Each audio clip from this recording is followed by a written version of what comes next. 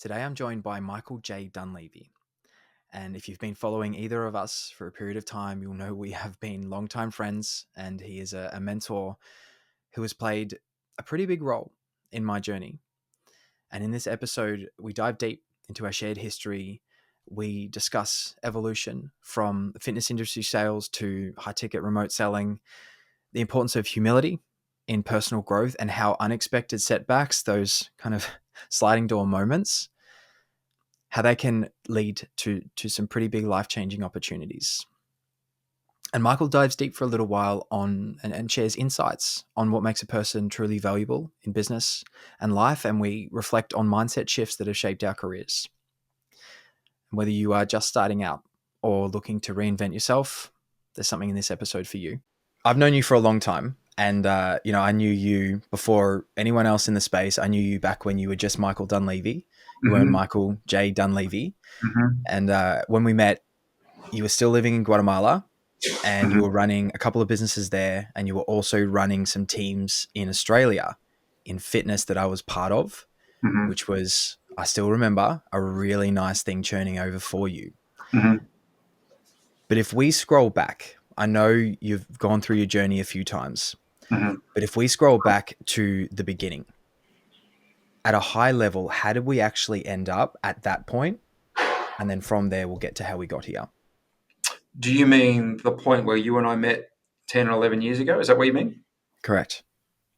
So I was doing a version, I guess, of what I do now in the virtual world, in the real world, back in the sort of 2000, started in 2008. So I worked for a company in 2005 and 6. I worked for a company that specialized in working with independent fitness clubs, gyms in Australia, New Zealand, UK, markets like that. And they would work with gyms that had a great offering, had a great product, and maybe a great location, but they couldn't get enough of the right people through the door to spend enough money with them.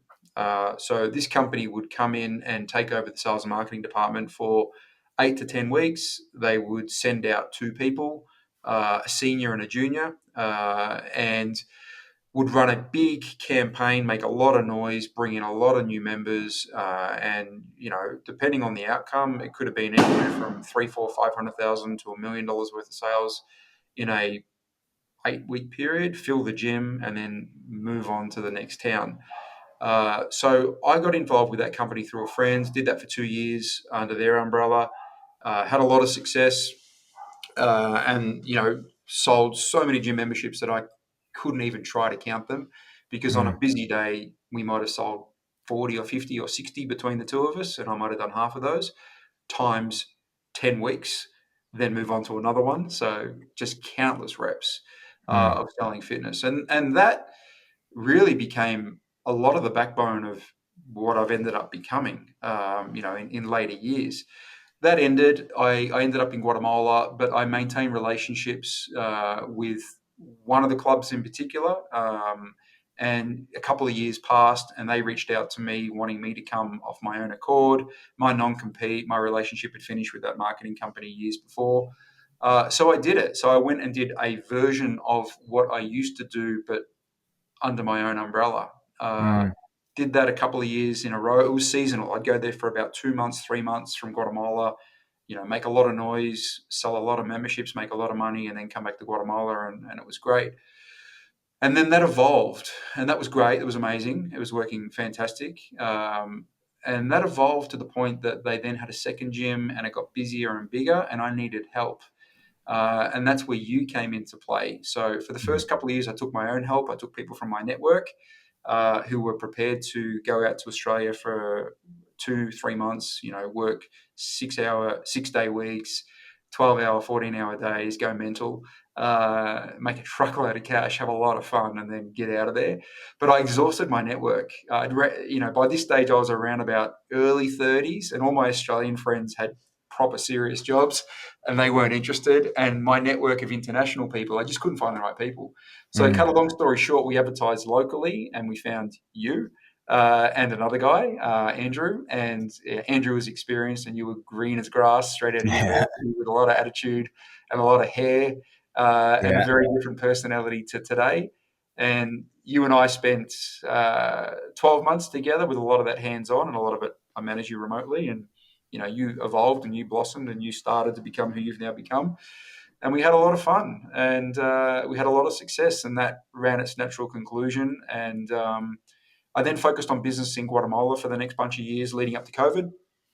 And then COVID came, as you know, as we all know, and everything changed. The physical businesses I had in Guatemala were no longer viable.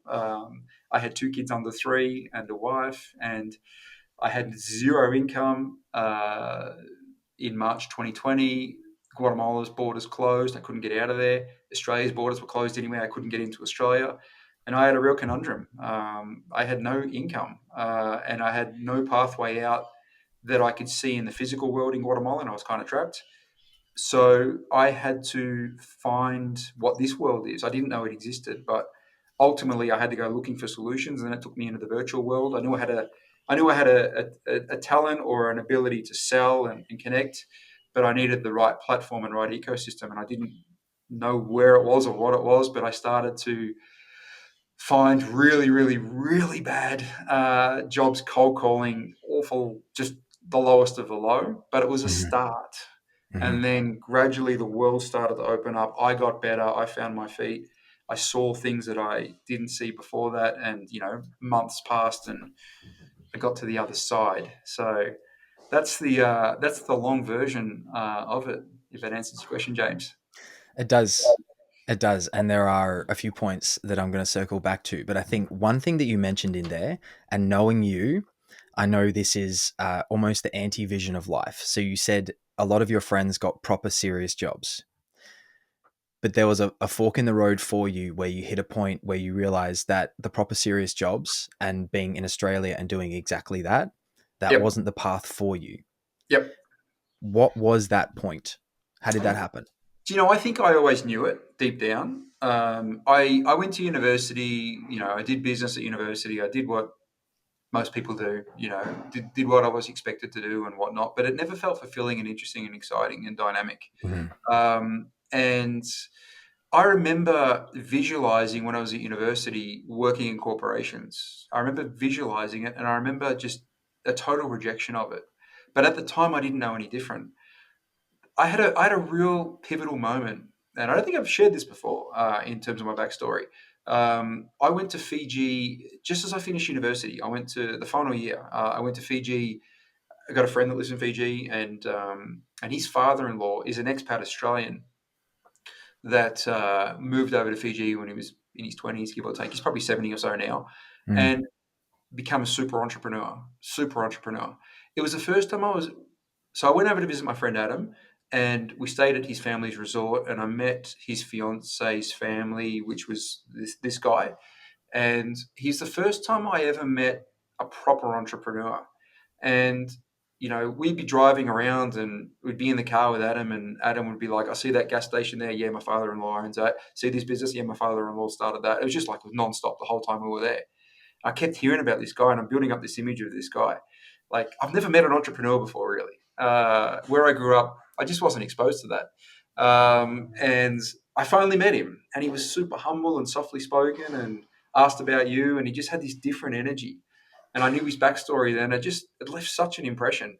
And I remember thinking, like, how cool is it that this young Australian guy goes over in his 20s, 30 years later, he owns half the islands. People like him, respect him. He seems like a good person. I just thought, I like this. And he was in Mm. I'm not sure the right word, like a sarong, like a dress type attire. It was traditional dress, and like an Australian white guy in that. I'm like, you got to have some self confidence to do that. And I just everything about him made such an impression. So I think that was where the whole world of entrepreneurship started to intrigue Mm. me, and that planted the seed. And I already instinctively felt a rejection of the traditional corporate, everything that went with that. And I Mhm. think it just sort of festered from there. But I probably didn't join all the dots or have the right moment to bring it all together until 2008, which I mentioned earlier, where I started to work with the gyms independently and Mm. saw a pathway to make more money in 2 months than my friends were making in a year in the corporate world. And I'm like, okay, and then I could go back to Guatemala and start businesses with that money and start something on my terms in Guatemala. And whilst you know, they weren't radically successful at that point in time. I was starting to feel my way through this new world. And, once you get a taste for it, and especially once you get some success from it, there's no going back, as you would know. You just can't go Mm, back to that other world. It doesn't appeal to you on any level. And any feelings of there's more security in that world, it actually isn't that way. You're at the beck and call and the mercy of someone else's decision, and mhm, fight tooth and nail for your 3% pay rise every year if you've been a good little boy. And you're just like, come on, this is not a pathway to living life on my terms and prosperity. Like, I'm not interested. So mm, that's the genesis, I guess. mm. So did you find, so you went there, you had the conversation with him, and you Hmm. realized that that is how life can be lived. Mm. Did you find that every time you had exposure to a version of him, that going back to that life, the corporate life, the employee life was more jarring, more Yes and uncomfortable? no. It's kind of carrot and stick in the sense that anytime I was exposed to somebody like that, and I'm still exposed to this day to people like that, just in a different way, like the Peters of the world, the account I sell for, and all the people in his world. I just get incredible inspiration from that. They make me aware of things that I wasn't aware of, or I see through them ways that are far superior to ways that I thought were best practices or the way things should be. And I just get inspired by that. I get energy from it, I guess, in simplistic terms. Whereas the Mm, alternative is the opposite of giving me energy. It's just, and look, no judgment for those that have chosen that path and it's right for them. Like, we're all different, each to your own, blah, blah, blah, blah, blah. But for me personally, there's nothing there for me. There's nothing there on mm, an intellectual level. There's nothing there on a financial level. There's nothing there on a satisfaction level, on a curiosity level. I'm just not drawn to that world. mm, So I don't move towards that world, and I mm, don't see that changing. mm. Do you think that the proximity to the right kind of people is what has been one of the biggest influences? Or do you feel as though, because you mentioned a couple of times that you just jumped in, you felt things out and you figured it out. Do you feel as though actually jumping in, trying things and feeling it out is more impactful than being surrounded by the right people, or is it much of a muchness? Well, I think there's both, and here's the thing. It's situational and circumstantial as well. You never know who you're going to meet, Mm, especially in the early days. As you get further advanced and further along in your journey, it becomes a bit more intentional, and things start coming to you as well, because people might start to know who you are, or you're one degree of separation away from other interesting people, and people are happy to make that introduction, and you go to events and all that sort of stuff. But at the start, like, I had no idea when I went to that trip to Fiji I was going to meet this guy. uh, I never saw that coming. I wasn't thinking about that at all. It was just sort of serendipity, I guess. mm, And then for the next probably bunch of entrepreneurs I met as well, it was that too, because I wasn't doing anything intentional and I wasn't moving in circles where those people came into my world, other than serendipity, or things like chance, things like that. mm, So I guess there's that as a start point. But as you get older and as you get more intentional and as you start to build out a reputation and a network and things like that, then you can shape it and make that happen. You can choose to go to events. You can choose to select accounts to work with. You can choose to go on podcasts. You can choose to put yourself out there with content. You can choose to engage with certain people. You can increase the likelihood significantly that interesting people come into your life. And even when they do, they may even find you interesting as well. And then magic might start happening. So, um, I guess that's one part of it. It starts off probably non-intentional, but then becomes more intentional as you increase your awareness and get better at what you're doing, and get clearer on who you want to meet and who you want to be around and who you want to become, and what energy feeds you and all those sorts of things. mm, But I guess with the other point that you made about just jumping in and trying it, yeah, absolutely. I mean, what's the worst thing that can happen? The worst thing that can happen is you have a bad experience, and maybe waste some time, waste some money, maybe embarrass yourself a little bit, but you can recover from all those things mm, once you realize that. And I mm. know that's easy to say and Yeah. hard to do when you're at the other end of the journey. And One, that includes a past version of me that was scared of failing and scared of making a fool of myself and scared of being laughed at and scared mm, of, all those sorts of things. But once you get your head around that, and realize it's not that big a deal if you waste a few dollars or you waste a little bit of time or you make a little bit of a fool of yourself, or you don't win, or you come last, or you get tapped out on your first day of jiu-jitsu. Like, once you get your head around all of that, it becomes very liberating. Mm, And most of the people sort of that live the normal life, not all, but most of them probably never get their head around that. And that's maybe one of the reasons why they stay, you know, working for a boss they hate, in a job they hate, for a salary that doesn't meet their criteria.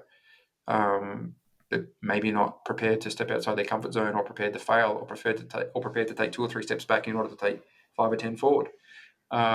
So, status quo, they keep doing what they're doing. Um, mm. so hope that answers your question, because that was a bit long-winded. No, it does. It does. And I think you've mentioned a couple of times about putting yourself out there and looking like a fool.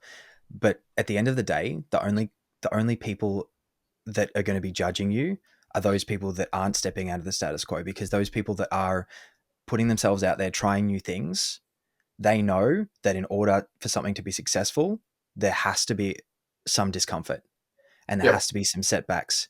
And they don't judge in the slightest if they see someone getting after it.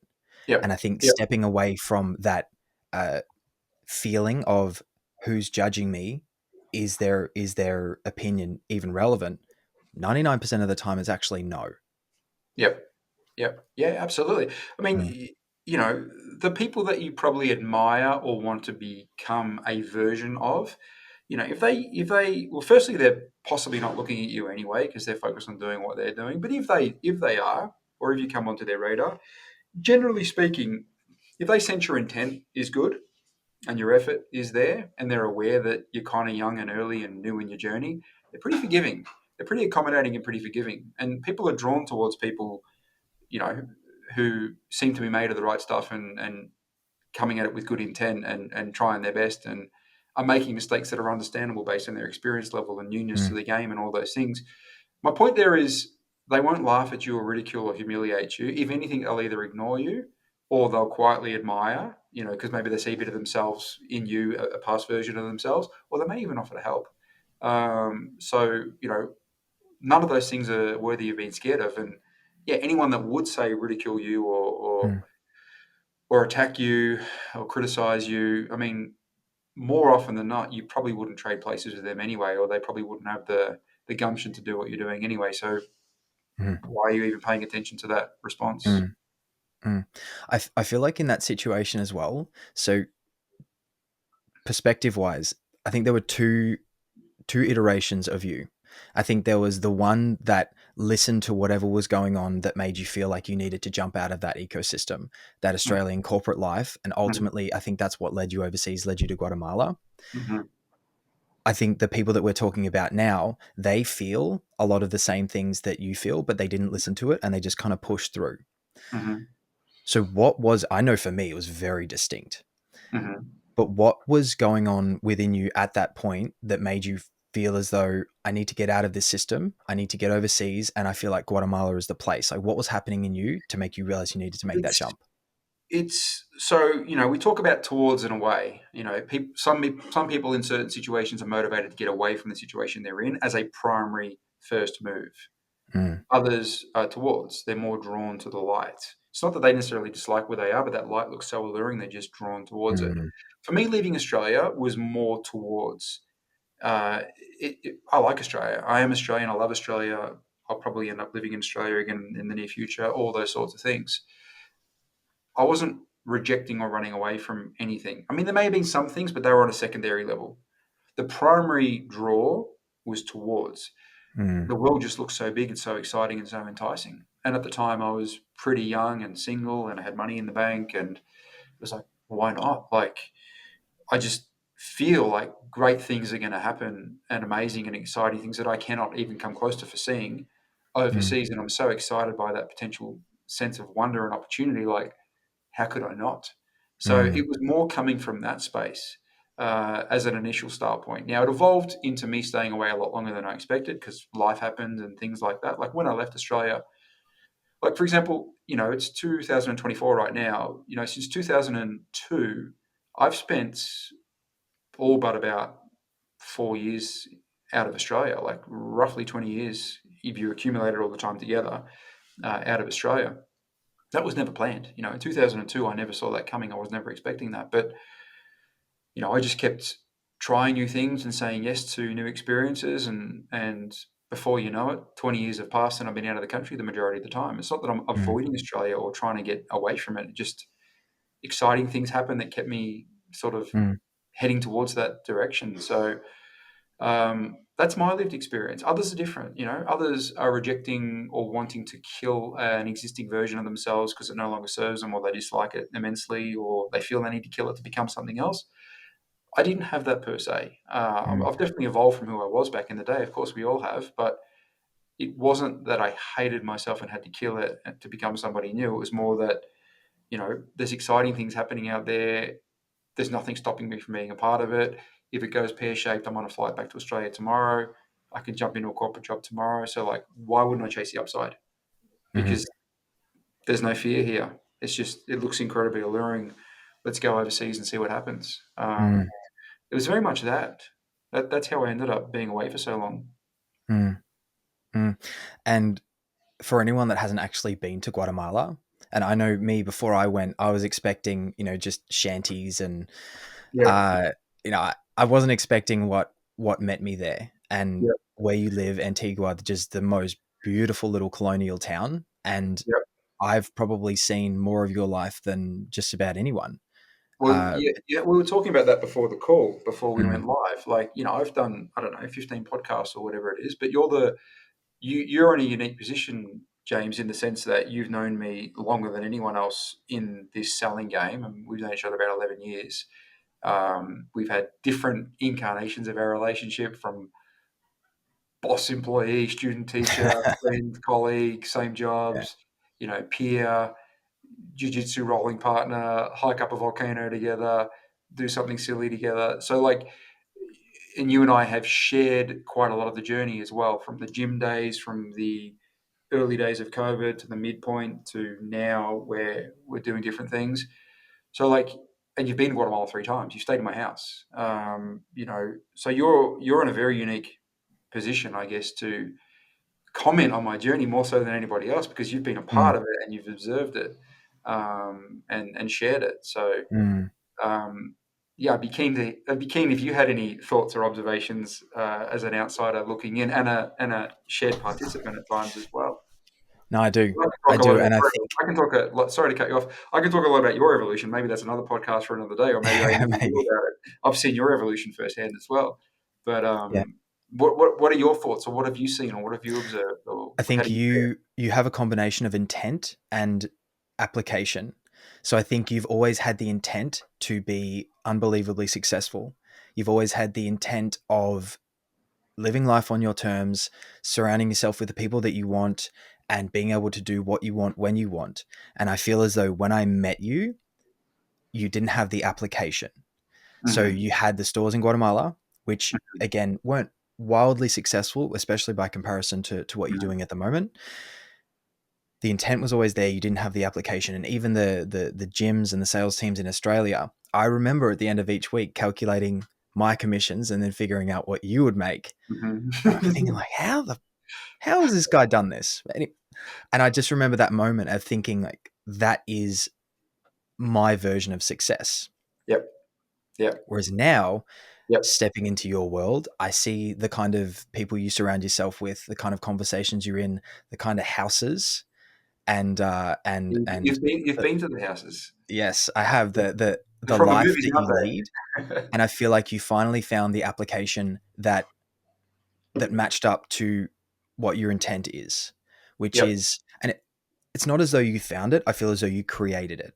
You created the brand, you learned all of the skills needed, but you just needed that application. So when you found this, I know it was by requirement because COVID happened. You didn't have a choice. But at what point did you realize that this was the application that matched your intent? Yeah. Well, thank you for sharing that. I think your observations are fair. None of that I don't agree with. So that I appreciate you sharing that. Yeah, I'd really like to do a version of you one time, to analyze your journey, but that's another call for another day. To answer your question, I mean, if we think back to 2020, March 2020, chaos. I'm doing the worst roles ever, cold calling, Mm, just terrible. But in many ways, that was the making of me because I'd never cold called before. I had no safety net. The consequences were real. Zero family income, two kids under three, can't get out of Guatemala, can't get to Australia to go and get a corporate job to like get out of this problem state. Um, I wouldn't say I was a great cold caller at the start. I went and found some training solutions for that, which was amazing. And then gradually I found my feet and got reasonably good at cold calling. I wouldn't say expert tier or anything like that, but good enough to make it work. And then you and I joined up on an account, and you and I were both cold calling on that account come sort of May, June. But probably to answer your question about May, June that year on the electrician plumber account you and I worked on together, Yeah. because that was when it started to come together and I started to make money. So, the first 3 months, March, April, May were brutal, pretty much zero income, spinning my wheels, like was brutal. Uh, May the wheel turned. I got on that account, which you later joined me on, and I was doing full stack. I would generate the lead, cold call it, close it, collect the money, and I started to bring deals together. And before you knew it, I had 2 or 3 months that were earning the same or more than I was earning in Guatemala before COVID. And I remember saying to my wife, "We're going to be okay." So at that moment, I knew I had a life raft. I had no idea how far the prosperity could go and where it could lead me, but I knew that we could get out of the problem state we were in. So that was the moment I realized I can earn a living here. And then, a few months after that, I became aware that as an Australian, I didn't have to just work with Australian accounts. I could work on US accounts with the whole 1099 thing. And then the US opened up to me. And once it was always open, I just didn't know it because Mm, I didn't know what I didn't know. I thought as an Australian, I have to work with Australian accounts because no American company is going to hire an Australian living in Guatemala. Like, how does that work? But once I became aware that that was the case, and started reorientating my focus towards American accounts, which pay in US dollars, they're in my time zone, so many more opportunities in the US market, of course, much higher tickets, and they're in US dollars. As soon as I saw that and then started to pay some attention to that and get a little bit of traction, then I realized, right, okay, this is a serious opportunity here.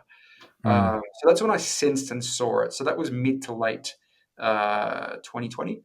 mm, And then the next 6 to 12 months was, I guess, starting to establish myself in that space. And then by that time, the year after, 2021, mid 21, that was when I was like, okay, I get it now. I see it now.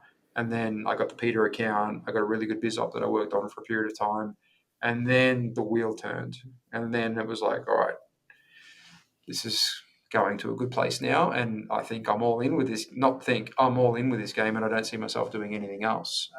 mm, So that was my journey. It took 15 to 18 months to get to that point from when I first came into this world. mm, And now that I'm in it, I'm sure you'd say a similar thing. Like, there's nowhere else I'd rather be. Like, with my skill set, with the location I'm based, with what I'm open to and what I'm not open to, like, I can't see. Now, there's all sorts of iterations of what we can do in this space, whether it's coaching, offer owning, JVing, selling for someone else's offer, sales agency, coaching, managing teams. Like, there's so many different ways you can carve it up. But in this space, in this remote high ticket selling world, I can't see a better play right mm, now based on who I am and what I'm good at and what I'm prepared to do, and some other limitations that I have, like location. I can't see a better play. So I'm all in, and I know you're the same. mm. I'm all in. If you were to talk to someone who was in the position that you were in, where it kind of sucks, you're doing Mhm. all of the outbounds, you're Yep. trying to find a pattern in the madness. Yep. If you were to talk to someone in that position, or even that version of you in that position, what would you say?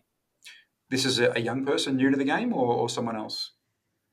We'll say a young person new to the Yeah, game. because the answer depends on who I'm speaking to, of course. I mean, if it's a young person new to the game, it's a certain conversation. If it's sort of an older, more wiser, excuse me, experienced salesperson. Sorry, one second. If it's an older, more experienced salesperson coming into this world, it will be a different conversation. So Mm. for the first person, for the younger person, you know, there aren't really any shortcuts. I mean, there's always the odd exceptional story of someone that jumps from 0 to 10 and bypasses everything in between, but that's what they are. Like, Uh-huh. you can't build a strategy around that.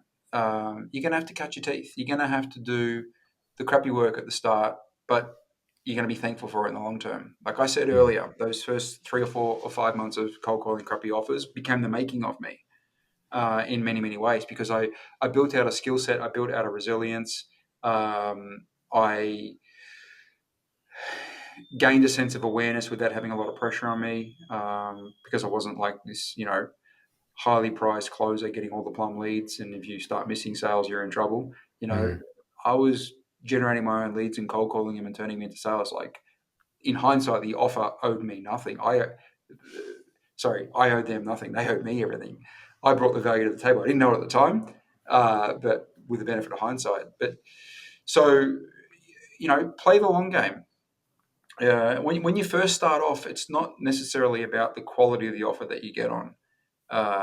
And you definitely shouldn't have an entitled perspective that Mhm. you can bypass, the set calls and the cold outreach and the cold calling and all those sorts of things. It will serve you better in the long run to do that and to do it well in your early years. And try and get into ecosystems where there are people ahead of you that, if you show the right characteristics, will give you a hand. Will potentially be able to help you in many different aspects. And be thinking, it's not about the next 3 to 6 months. It's about where I am in, say, 3 to 6 years from now, presuming that you're serious and committed. That's the sort of thinking that's going to get you to a better place in the long run. Mm. If you're looking to cut corners left, right, and center, and you're looking to be really transactional in your relationships and really entitled, like, this industry will chew It's you not up gonna and work. spit you out. Like, No. you've got no leverage when you're young. You've got no leverage. You're a warm body. You've got no skill set. You've got no reputation. You've got no network. You've got no ability to do anything other than the basics and grind and grunt work. So, like, embrace that. Mm. Embrace that and get really good at what is in front of you. Earn the trust and respect of those above you, and they'll start investing in you because they're like, this guy's made of the right stuff. Like, this guy's worth investing a bit of training in, or taking under my wing, or giving a little bit of extra responsibility to him because he's made of the right stuff. Mm. And play that out over a period of time, and you won't believe where you can land. Mm. The something that you said there, I talk about going through that initial suck of sales, doing the cold calls and doing those things that make you uncomfortable. And I think that is ultimately what builds someone into the most successful salesperson, regardless of the application. Yep. But if you were to try and pull that apart, what do you think going through that at the start, as opposed to just jumping straight to inbound calls, what do you think that builds within a person that will pay off long You, term? you mean outbound, Yep, outbound style work? outbound cold calls. Yeah. Look, you can make it work starting in inbounds. Don't get me wrong. But I think if you start in outbound, it builds a lot of things. It removes any sense of entitlement as a start point. If you want to develop an entrepreneurial mindset, well, the first thing you need to do is get rid of a sense of entitlement. Like, someone else is going to pick up the check here, or someone else is going to pay for my training, or someone else is going to tell me it's all going to be okay. Like, that's the whole idea of being an entrepreneur. Like, it's on you. It's sovereign. It's on you. There is no safety net. It's your decision. You're the author of this journey here. So it's a great step towards developing that sort of mindset. Um, so it removes any sense of entitlement as a start point. You're swallowing the frog right at the start. You're doing the hardest job right at the start. So everything else is Mm. just so much easier after this. Um, the resilience that it can build up and removal of fear when you finally get on the other side of cold calling, in the sense that it doesn't fill you with dread and you're not hoping every person doesn't answer, and, you're not anxious before a call. When you finally get on the other side of that, and that can be hard and that can take some time, but when you finally get on the other side of that, like, everything just opens up for you. Mm. And it's a show of intent as well to others in the organization. Like, it's a low risk strategy to bring you on, because you're not chewing, well, depending on the sort of cold calling you're doing, we're probably not handing you plum leads that cost us $50 to acquire, and you're just chewing through them, and we're like, oh, we're going to get rid of this guy. Mm. This guy's costing us too much money. So people are probably more likely to give you a chance.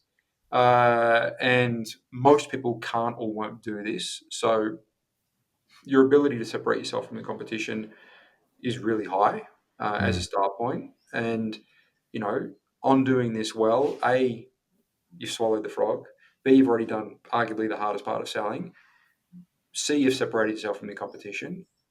You've removed any sense of entitlement, and you've probably shown characteristics to the offer owner or the sales manager or whatever it is that are like, I like this guy or I like this girl. They're made of the right stuff. They're raw. They have no skill yet, but they're made of the right stuff. They're moldable. They want it. Mm.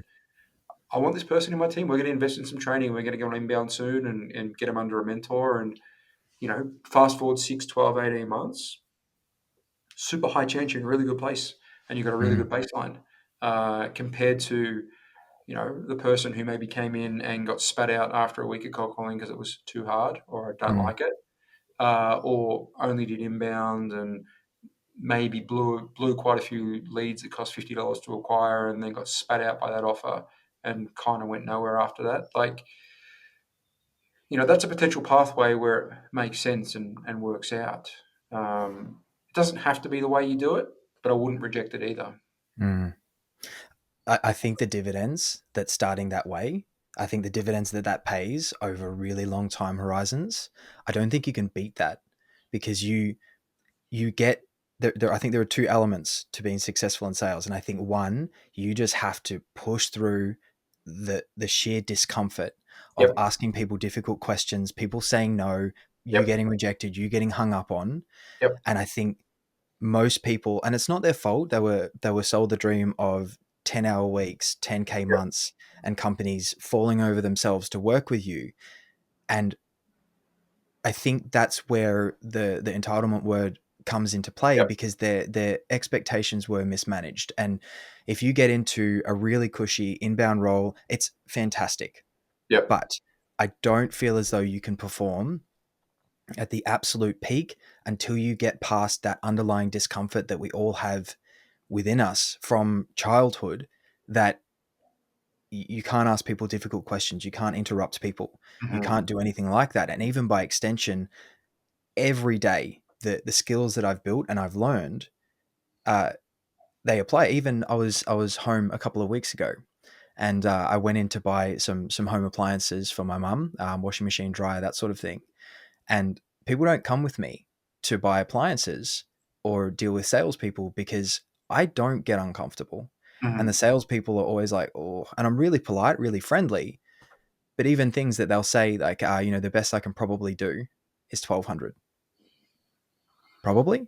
What can you Mhm. actually do? And I'm so comfortable, even real estate agents the past few months, so Mhm. comfortable in all of those negotiations. Now, if I hadn't gone through the sucky outbound, the cold calls, all of that discomfort, I wouldn't be able to do that. And Yep. and it's not the only path, but I think if you look long term in sales, I think it's probably the quickest way to build your skills. Yep. Yep. What you just described then is exactly what getting on the other side of cold calling is. You get competent at uncomfortable activities that most people Mm. can't or won't do. And that gives you a tremendous advantage. And that's a tremendous Mm. separator. And what you then do with that advantage is up to you. But what a start point. Mm. And, if you do want to go entrepreneurial down the track, you're always going to have an ability to generate your own leads or generate interest and turn it into a sale. You're learning Mm. that from the very, very start. Whereas if your start point was dealing with inbound leads and you never went back and took care of that earlier stage, there's always a gap. There's always a gap in, Mm. your experience level, your competency level, and you could argue you're sort of an incomplete salesperson. You can still be a great salesperson, but you're not a complete one. The complete salesperson can cold call, in my view. It doesn't mean they need to focus on that, but Mm. if push comes to shove, they could still jump on the phone and generate a lead Mm. and bring it home. So they're my thoughts. But fortunately, I don't cold call anymore. Do you have any cold calling in your world anymore? No, No, me neither. It's been quite a while no. since I've done one. I would do one if I had to, but I'm fortunate that the worlds I'm in now, it's not needed. but I haven't forgotten how to do it. I would do it if I had to, and I still see the value in it. Mm. So I'll do some if I'm trying to map out some SOPs, standard operating procedures, or scripting and things like that. Because sometimes you've just got to get on the phone, get a feel for it, and ultimately see where they are. But Yep. no, not a big part of what I do. But we've touched on a few things. So back when you were selling fitness, I still remember that script. I still remember it so That's right. clear, that So that yellow page that was printed with a clipboard, and there were essentially 5 points that we needed to tick off in order for mhm, someone to be to sign up. mhm, And then I think I was very fortunate from the beginning to know that sales is a system. It's not just the gift of the gab. You can't just go out there and have a chat and, people buy from me because they like me. Sales is a system. There are things that you need to tick off, and ultimately it's a very different system that you use now. mm. I still remember the yes momentum that you went through with Mhm, me. mhm, mhm. Uh, We sold differently back then. That was before either of us knew Very, very differently. base questions. That was before either of us Yeah. knew about stress testing. It was very much, let's keep it positive, let's keep it moving forward, let's keep it light, let's be their new best friend for this half-hour interaction. Let's metaphorically Mhm. grab their hand and say, "I'm with you, brother. You and me together, sister. We got this." Yeah. I got you. We can do this. It was Yeah. it was a different time, and you Mm, and I both sell very differently now to what we did then. But there are some principles that still carry across. There are some questions that are maybe still used or not a million miles away from what we use now. And ultimately, that worked. mm, It worked. It was very contextual. It worked in a gym environment with a deconditioned market that was price sensitive, that had probably never been to a gym before, that found it scary and intimidating and all that sort of stuff. And you had one chance to get them. If they didn't buy, then they never came back. So mm, in that environment, it worked, but you could not take that approach and do what we used to do and sell to a high-level entrepreneur, a CEO, a doctor, or something like that. It just wouldn't work. mm, You know, mm, um, these people didn't have a lot of other options, didn't necessarily have a better alternative than accepting our help because, well, there are a lot of reasons. But, when you sell to higher mm. level people that have more options, that are more savvy, that don't fall for, tricks, um, On a scale of 1 to 10. yeah. How important is it to you that you Yeah. achieve everything you just told me, James? Yeah. Yeah, 9. Yeah. Oh, 9. 9 tells me it's very important to you. Can I ask, why is it so important? Uh, that's when the tears used to come out, by the way.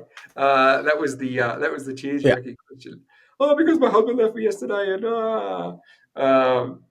Yeah. Oh, my mother-in-law said something at a barbecue. that was the Yeah. golden question. Yeah. Yeah, yeah, It yeah. was. Why is it so important to you? It was. Yeah. Yeah. Look, that worked. What we did worked. You and I closed it, and the others we had in the team, we closed it like 90 to 95%, and that's not exaggerating. It was probably more 95 than 90, by the way. We would have days where we'd have 40, 50 people come through, and we'd get like 50 sales from 52 people. Uh, you know, Phenomenal. And $2,000 Australian at the time, which at the time was the same as US dollar. So we'd do 100 grand in a day. Mhm. And that was like a Tuesday. And then the Wednesday rock around, we do another 80. Like it was a machine, and it was amazing. But it's in the past, and I won't be selling fitness, and I Mm. won't be selling fitness in person again. That's for sure. No. No. I tried to go back into fitness sales a little while ago, but I've No, I did too. I lasted a couple of I weeks. And I couldn't. yeah. It's not that I couldn't. I've I didn't I've want to. I just I can't be mhm, here. I can't be here having these mhm, conversations. I've done this too many times. mhm. Yeah. Um, but Yeah. So you said that's the before as beauty of well. that. Sorry to cut you off. That's the beauty of what we Yeah. do. Like you can evolve into someone new and your interest, and as you evolve as a person, the sort of worlds you want to be in, the sort of people you want to be talking to, the sort of problems you want to be solving can evolve. 10, 12 years ago, I was all about fitness. I was so happy to spend all day talking about fitness. I'm so Mhm. happy. I still live fitness. Today, I went to the gym and had a boxing class. Like, fitness is still massively in my life, but I don't want to talk about it. I don't want to sell it. I don't want to be consumed Mhm. by it. It's my relationship with fitness is personal now, not necessarily spread the word or bring more people into this world. I did that for 10 years.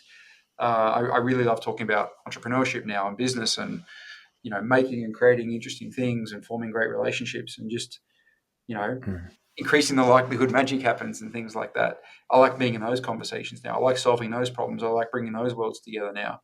And that's the beauty of the mm, world we're in. Like, there's something for everybody, and it can evolve. Who mm, you are and what you're into today can be totally different in a year's time, and that's okay. It's part of the mm, natural evolution. It makes you more interesting, and it makes your journey more interesting as well. Like, it's a good thing, not a bad thing. mm. It's probably a little I bit think more commitment, fitness is a a great little place to evolve. start. Yeah, fitness is a great place to start. Like, Fantastic. it's a highly emotional sale. There's always the demand for it. You get massive reps in. You get a lot of Mm, price sensitivity in, so you have to deal with a lot of price objections and partner objections, all the classic ones. It's a great place to start. I wouldn't trade it for anything. I'm sure part of who you and I are right now is because of our fitness background, but mm, you and I both evolved beyond that, and that's fine mm, for others that don't. Like, no worries. For some people, it stays their primary interest and goal, and that's fine. But that wasn't the case with you and I. mm. I think the benefit of it is you're selling something that people don't, the kind of people, particularly with online courses, the kind of people that come for online fitness coaching, they could figure it out themselves, but I found the majority of the time they are doing something that they don't really want to do, but they're kind of ticking a box like, oh, I checked it out, I had a look, I tried. And that's the kind of sale you're probably not going to get them the next day. Yep. Uh, very, Yep. very rarely. And you Yep. come up against all of these objections, and you have to overcome the typical objections like partner, money, all of that sort of stuff. But I Yep. think the underlying objection you have to overcome is, does this person actually want to do this, or are they on this call because they feel like they're ticking a box? And the leads are cheap by and Yep. large. Yep. You can get crazy amounts of volume. You're going to get more rejection than ever. Yep. I think it's a fantastic place to start. And I think Yep. there are a lot of people that are very successful Yep. staying in fitness. But Yep. I think there also comes a point where there's an incongruency in, I'm not enjoying these calls anymore. Yep. And the last fitness offer, I remember I said to the owner, lovely guy, so kind, so caring, really, really great to work with. And I just had to say to him, I just said, mate, I'm not here anymore. I'm Yeah. not enjoying the calls. It's not fair to you. It's not fair to the prospects. I don't want to be on these calls. Yep. And that was the end of the fitness career for me. Yep. Yep. Yeah. I had a similar experience. I went back to it for a moment about 3 years ago, and lasted a couple of weeks, and I wasn't present on the call, Mm, because I didn't want to be there, and I didn't know going in. It wasn't until I got on the calls I was like, it's just one of the, when you just have that realization that the moment's passed, and like, maybe the last time you ever go to a nightclub, if you're in your, say, late 20s, and for some reason you try to recapture your 18, 19th years, and you end up at a nightclub at 28, and then you just catch yourself for a moment and go, what the hell am I doing here? Like, this moment passed 5 years ago or mm, 6 years ago, and you can't get out of there quick enough, and then you never go back to one ever again. I kind of had the equivalent when I was on a sales call. It's like, I just can't be having this conversation. I knew what mm, to say, and I knew I could do it. I just couldn't do it because I didn't want to do it. Like, it was just such an mm, incongruence with me wanting to be there and being there. So it was the same. I left on good terms that day. Like, I just can't do this. I'm sorry. mm, It's not you. It's me. mm, And that's okay. I now know that I've closed that chapter. I won't go back. But I still think, like you said, it's a great start point. Um, but I think with most fitness offers, there are exceptions. But with most fitness offers, they're away from sales. Not towards. They don't want to continue being how they are. That's the driver as a start point. So it's away from. They're usually low emotional states, meaning there's that feeling of worthlessness and mm, hopelessness, which can put you in a victim-like state. Not always, but it can. So I found so many of the conversations were just coming from a negative place as a start point. Like, yeah, they want to get to a better world, and that's nice, but get you down after many years of doing that. mm, Whereas I really like towards aspirational sales now, where, hey, it's not that I'm in a bad place. I just want to get to a better place, or mm, because I've been blessed with these amazing things that happen. I want to build it and make the world even better. Like, I just find those mm, conversations so much more interesting and stimulating now. So I'm drawn towards aspirational sales, where the person I'm speaking to already has a degree of competency and want to just take this thing to the moon, as opposed to, Michael, I'm in hell. Can you help me get out of hell? You know, Mm, those people need help. Don't get me wrong. I just can't be the person to help them anymore. I did it for mm, about 10 years, and I'm kind of done.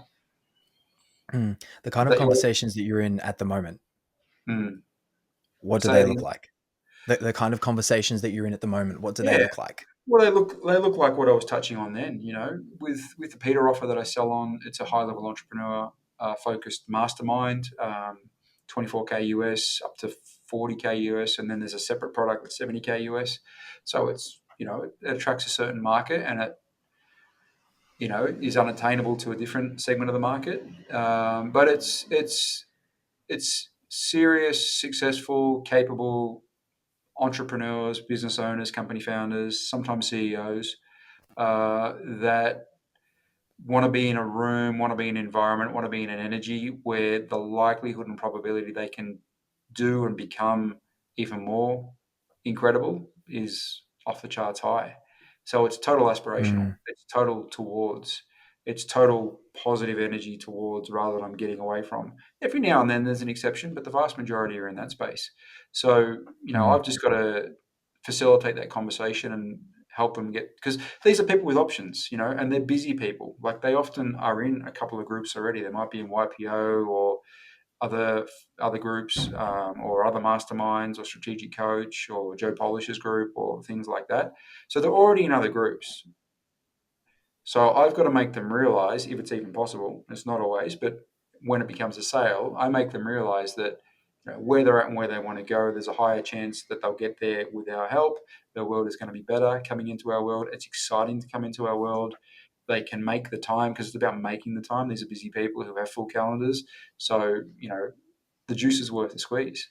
And if that all comes mm, together, then they'll ask to come into the program. Like I don't sell to them per se. I create a situation where by the end, they're like, "Well, Michael, if you have me, I want to come in."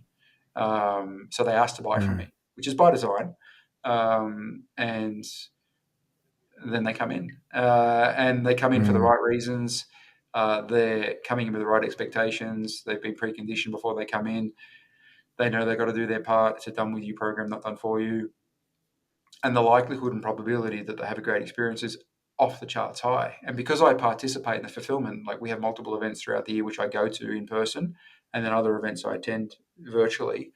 Like I have to sell with the highest level of integrity, because I'm actually going to see these people. I'm actually going to hang out with these people, and you can imagine how awkward it would be if I had to, lie to them or mislead them or mm, use icky tactics to get them across the line. And now I'm spending 5 days at the same hotel with them. Like awkward. So I don't, and I can't. And even if I wanted to, I couldn't. And I like that because, well, it holds me accountable, and it forces me to develop and execute a way of selling that means that I'm going to be able to hang with these people and not feel any cringe or any embarrassment. And the opposite, I'm well received. So it's the best of both worlds. I get to avoid the downside, and I get to work on getting better at the upside. Um, mm, that's one of the reasons why I like doing it. You know, I sell to accounts like this for two reasons. Like, yes, it is lucrative, but it puts me into a world that often I wouldn't necessarily qualify to get into on my own right now as a paying customer. So I'm able to be in conversations, I'm able to be in groups, I'm able to meet people, I'm able to be exposed to learnings and resources that probably wouldn't be attainable to me through normal means yet. So the up leveling that I get from that is, well, you've seen it, is off the charts. It's changed the way I think. It's mm, changed my reference points regarding success and best practices and ways to make things work, and who I want to spend time with and what sort of conversations I want to have and what's possible and what's a good use of time and what's a bad use of time, and you know all those sorts of things. And yeah, I wouldn't change it for the world. mm, mm. I think a big reason that people do join that program is proximity. So Yep. proximity to the right No doubt. people, the right conversations. And this is actually something that I get messages about more often than I would have expected is because it's something that I've struggled with. How do you find those people? How do Mm. you go about getting in those conversations? So for you, what's your process, or is there any process for you deciding which rooms that you want to be part of, which rooms you want to be in? Well, that's a big question. That's a good question. That's a big question. I guess Look, I think it's how to answer this question. It depends on what you're referring to. So, if you're looking at a paid group, for example, I mean, you can just go and join a group that looks interesting to you and you think is full of interesting people. Like, I'm in a couple of masterminds as a paid patron. You know, if you have the financial means, like anyone can join those. Alan's Fast Forward. I don't think he qualifies anybody. I think anyone can join. It's expensive, so that puts some people off. But anyone can join that group. But there's joining a group, and then there's interacting with and actually extracting value from and creating value and becoming, somebody that is part of things happening or makes things happen or things pass through. So there's two sort of things. There's walking into the room and then there's making things happen when you're in the room, which are two separate things. So often you can get into rooms, you can just pay the fee and you're in. But do interesting people want to engage with you initially and in an ongoing manner, and then just the great things start happening? That's a different part of the equation. Mm, That's more about you becoming an interesting person as a start point and knowing how to be of value to others and how to facilitate situations where people actually want to interact with you and people find you of value and people find you interesting and they want to connect you and introduce you to people and they ask for your help and they ask you to help open doors for them and all those sorts of things. So there's quite, that's why I say there's quite a lot in it. mm, That's in the paid forum, and then there's in the organic forum, like you've witnessed in my life here in Guatemala and the people that I associate with here. It just takes time. It takes time, but it takes the combination of time, but it's time sort of compounded with becoming somebody of value that other people of value want to be around. And then when the interactions happen, you know, they happen in a natural, organic, free flowing way that makes both parties want to come back for more. And to dissect how to make that happen, that's a long conversation. But to me, that's kind of the headline.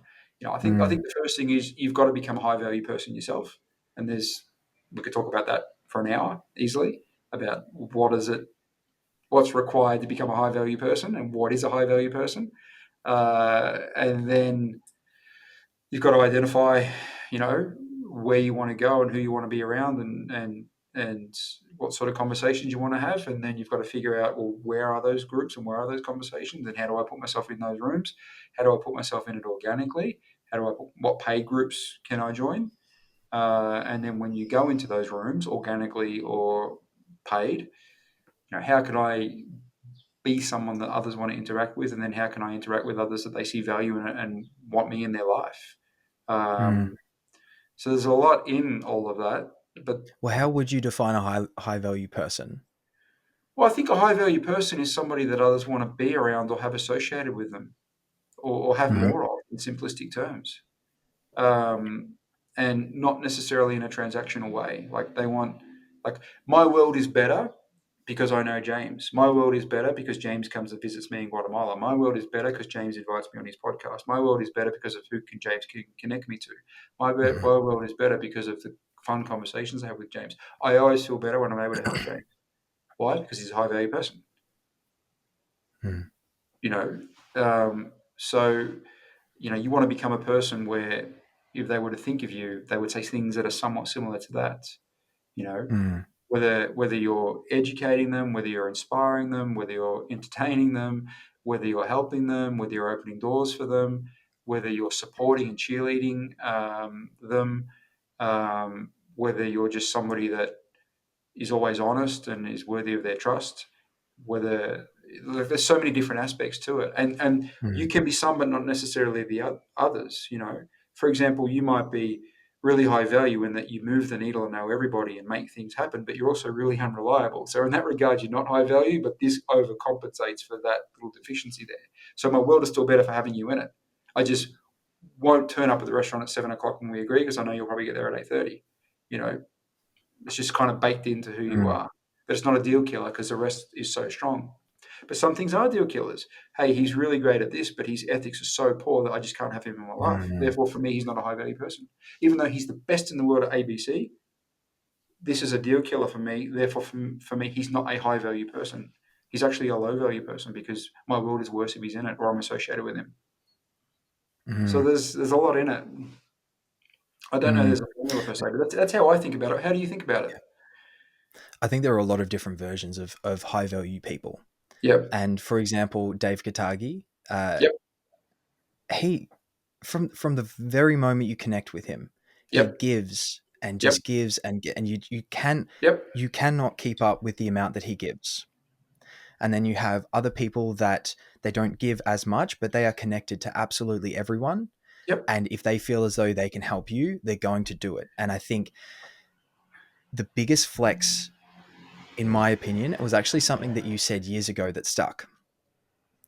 I would much rather be the person that someone finishes talking to, or at least, sorry, I would much rather associate with the person that you just finished talking to and someone comes up and says, do you know who that was? The kind of person that is quietly successful and will go out of their way to help people, as opposed to the kind of person that is shouting from the rooftops, I'm the best, I've done this, I've earned this, which most of the time is untrue. Mm. That person, for me, it's all about them.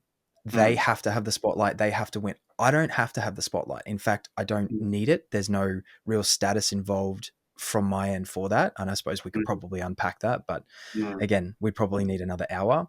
Mm. But for me, it's the high value person is the quiet achiever, the person that has done things, the person that doesn't spend 90% of their time yelling about how great they are. Mm. But that can be giving, that can be connecting, that Mm. can be educating. Mm. I think there are just so many different versions of it. Mm. And the only way for you to figure out what version you need is to just put Mm. yourself in rooms where you're going to be challenged, you're going to Mm. be uncomfortable, and you're going to learn. Yep.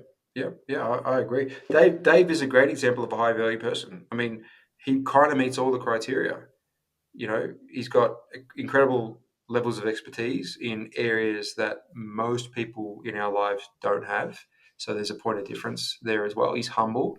He Mm, gives 100 times before he asks for anything. In fact, he kind of never asks for anything. He's incredibly well mm, connected. He's humble. He's fun. He's nice. And he's a supporter. He's a cheerleader as well. Like everything about that is high mm, value.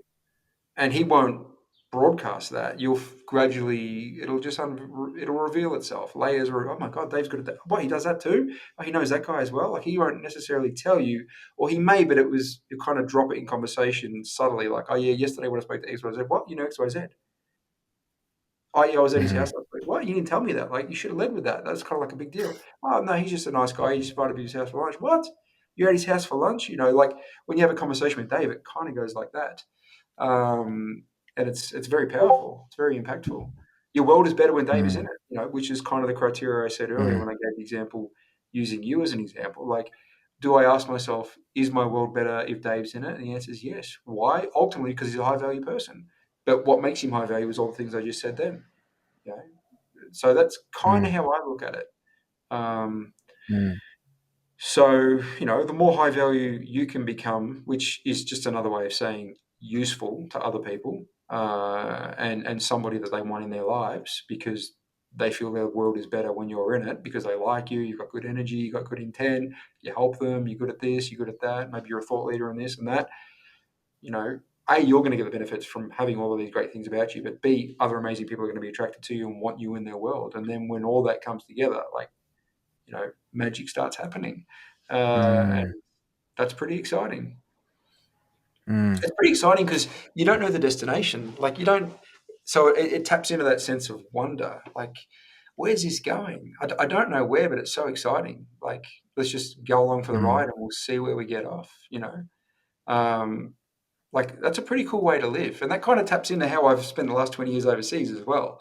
You know, like there's some interesting things happening over there. I'm just going to go and see what happens. But you've done a version of that too. I mean, you ended up on my doorstep in 2019 because you had a sense of wonder and, you know, you got a yeah, one-way ticket and your world changed on the back of that. And mm, like amazing things usually happen when you lean into that.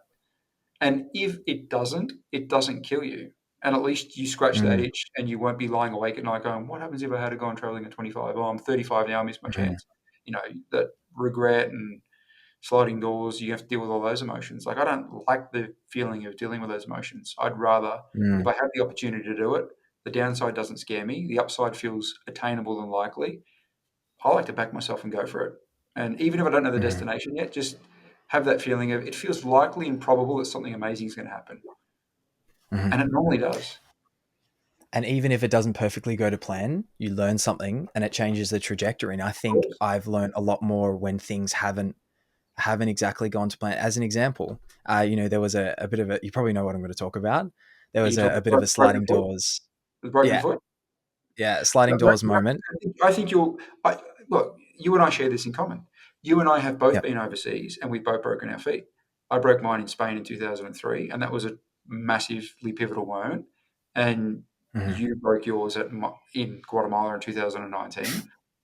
Mhm. And I know that was a massive pivotal moment because at one stage you were going home, and if you had gone home like the next day, whatever, it's quite possible we wouldn't be speaking right now, and it's quite possible you wouldn't be in remote sales right now. Like that's Mhm. and all of the other things that have evolved, in the time I've known you. Like you're a completely different person 5 years ago, like Mhm. unrecognizable. You know, Mhm. in a good way. Um, I'm not convinced that version of you would exist. I agree. I agree. Life changed dramatically because that was what, a week, if that, into an open-ended trip, Yep, one-way ticket. I'm about to have a lot of fun. I'm about to learn a whole lot about myself. And that decision to come over, that yep, was as much, probably, if not more, away than towards, as in, I'm living this corporate life. yep. I That don't was. like I it. would It agree. brings And me then when you no started fulfillment. sorry to interrupt, but like I picked you up at the airport and you came and stayed at my house, and we hadn't seen each other in 4 or 5 years. And the person that arrived was getting away from Mm, a life or a version of themselves or whatever you want to call it. I felt more away energy than towards energy at that point in time. mm, mm. And yeah, I remember the start of that trip, and there was just this feeling of invincibility is not the right word, but endless possibilities. Hmm. Just opportunity absolutely everywhere. And so I remember walking down the stairs, missed a step, broke my foot, and it was Dr. Sosa, I Yep. think. Yep. I went in, got the x-rays, and I was, I remember thinking like, I'll be fine. It'll just be a sprain. And he goes, no, it's a break. I was like, a couple of weeks, it'll be fine. And then you're Hmm. translating, no, no, no, no, no, Hmm. this is going to be 8 weeks at a Hmm. minimum. Hmm. Hmm. And I left that office just deflated. And I still remember the speech. This is probably the most convincing you've ever been in your entire life. Hmm. Hmm. And you On just the back said, of my motorbike, on you the got to. back of the motorbike with you You're at driving home. around the cobblestone streets like a madman. Yeah. And you're not going home. You call whoever you need to call, Yep. and you tell them that you're not coming home. You're staying here. You're going to figure it out. Hobble around in a moon boot for a couple of weeks, which Hmm. was interesting on very uneven footpaths and Hmm. roads. But Hmm. the people there are lovely, and they give way to someone that's Mhm, obviously a little mhm, bit incapacitated. And life would have been really different had I gone home, because I probably would have, because I'd moved out of the house. mhm, My stuff was in a friend's garage. I had quit my job. I had closed everything off for the foreseeable future. Life would have been very, very different. And mhm, it wasn't ideal how it happened, but that one experience, every plan that I had was completely cut off. mhm, And what I've taken from that is now, what's the saying? Failure is where success likes to hide in plain sight. mhm, Whenever anything doesn't go my way, I can get a little bit frustrated, maybe for a minute. And that's not often now. Very rare that I get frustrated. But then it's all right. What now? mhm, What can this lead to? And I think those are the times of life that have had the biggest impact. But I mhm, still just remember on the back of the motorbike, mhm, along the cobblestone streets, getting the speech of a lifetime about burning the boats. mhm. And yeah, life changed. Yeah, yeah. I also remember that very, very clearly. And you ended up spending, I don't know, another 6 or 8 weeks at our house after that, give or take, Hmm. Hmm. learning Spanish and recovering. And you and I, countless hours of conversations about anything and everything. Hmm. Um, so yeah, like that was a pivotal moment for you. That was very much a fork in the road moment for you, and I was aware of that because I went through a version of that myself. I broke my foot in Spain in 2023, and So I knew exactly what that felt like for you. And I knew that you were going to be, incapacitated for 6 to 8 weeks regardless, give or take. So why not do it at my house?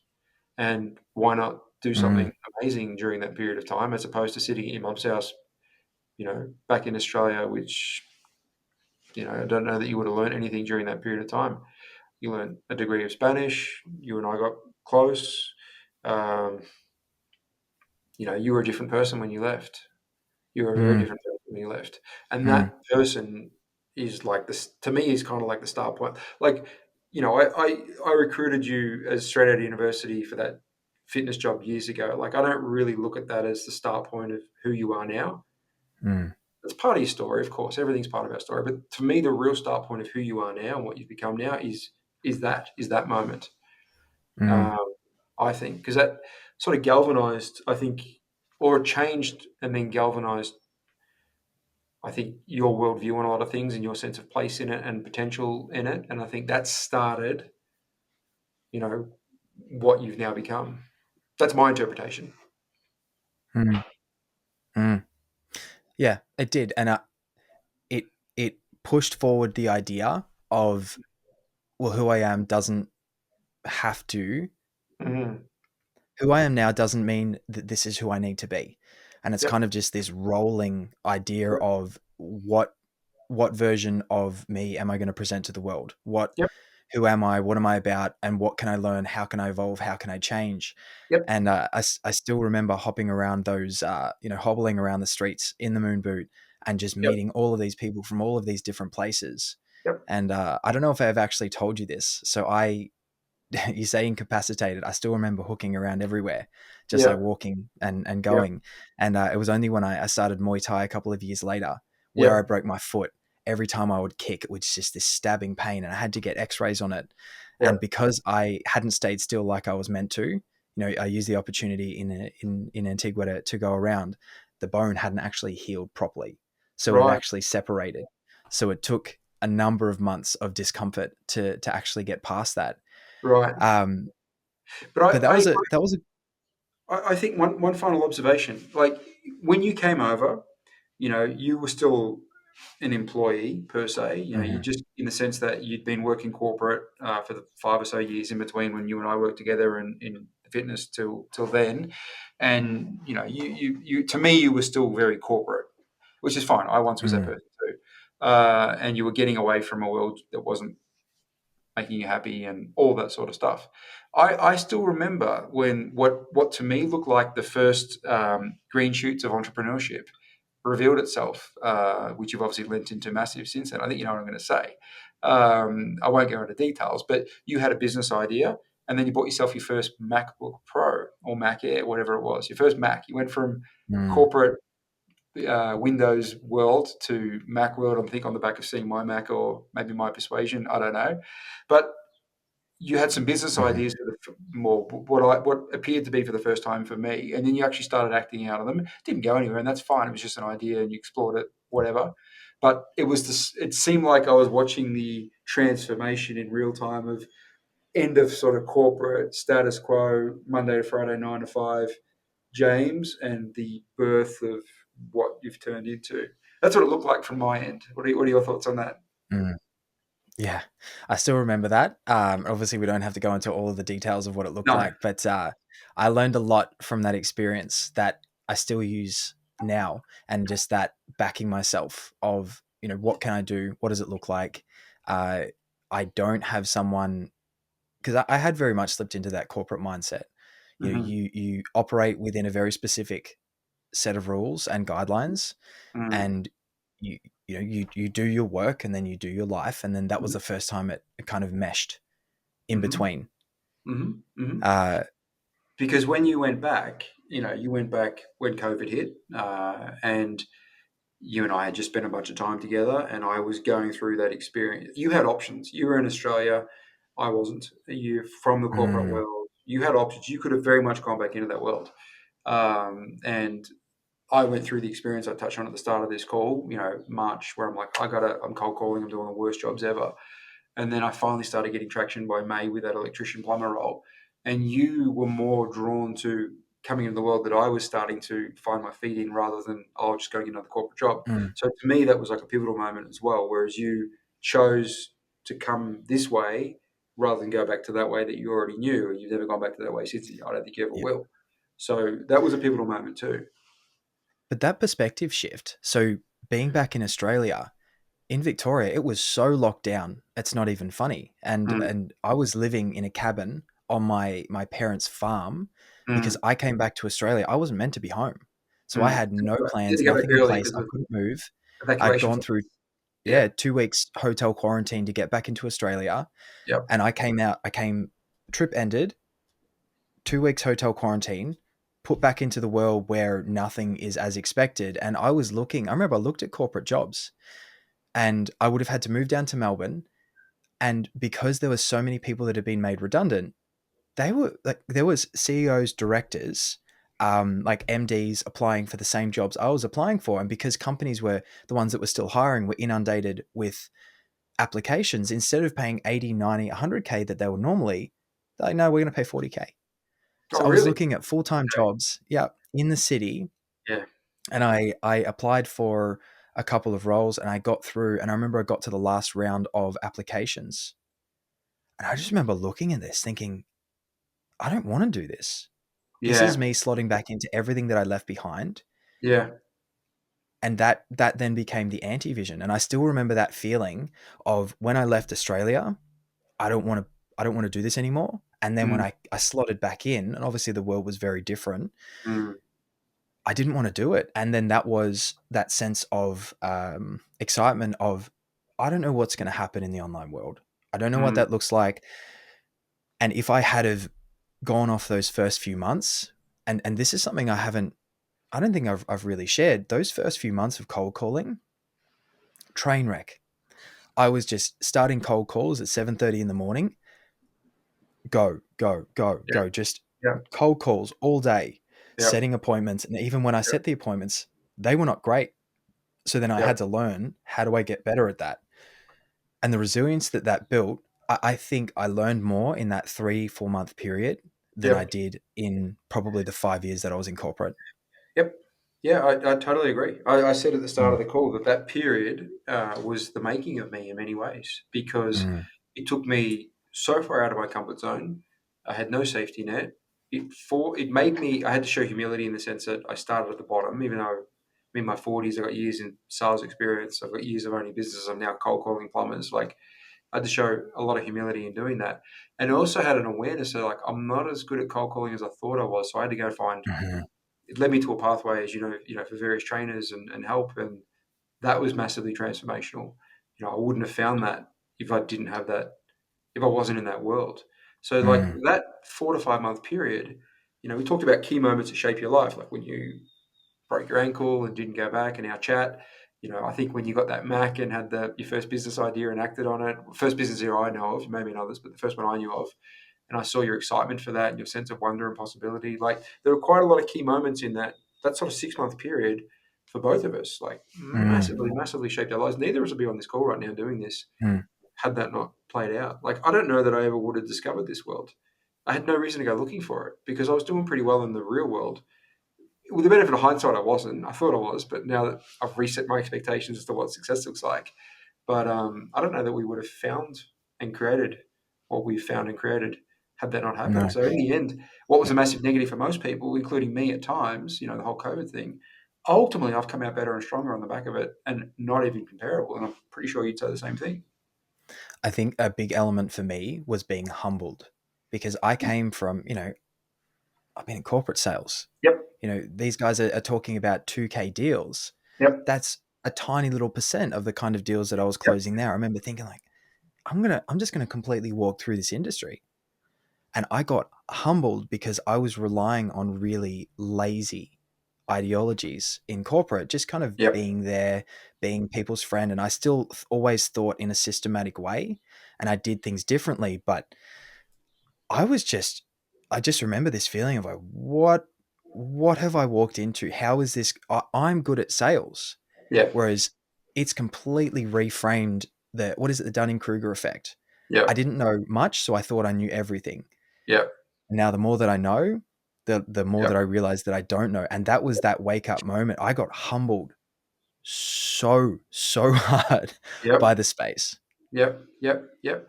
And to go full circle, like talking about humility, if we go back to what makes people great and high value, like the Daves of the world and many other people we could reference, a trait that I notice more often than not is they're humble and they're self aware. And I think it draws from Mm, what you were just saying then. Like part of what makes them great is they have an acute awareness that I know nothing. At the end of the day, I know nothing, or there's still so much more to learn. Or if I project an arrogance, it's going to repel potentially good people that I could learn from. My life gets worse if I do that. So there's a humility with it, which is something I admire mm, tremendously in people that are great at what they do. Like there generally is a humility with it, including in Peter's mm, world that I get exposed to.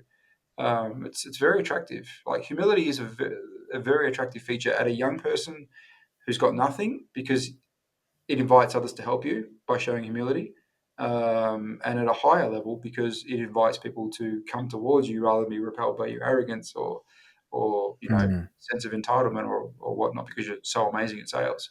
So yeah, I love the word humility. I love everything it represents. Doesn't mean you can't have an awareness of mm, your competencies and what you're good at and whatnot, but it should be laced with humility. I think it invites people towards mm. you, which is a good thing.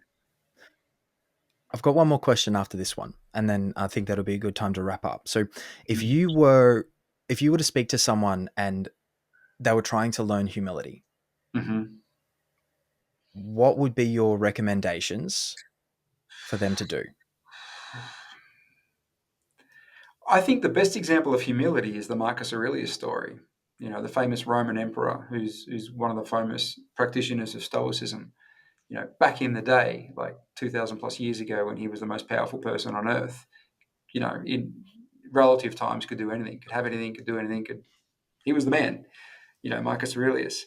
He used to walk around and he'd walk around through the streets and everyone would be bowing before him and kissing his feet and idolizing him. And he used to pay somebody to walk beside him and whisper in his ear the whole time.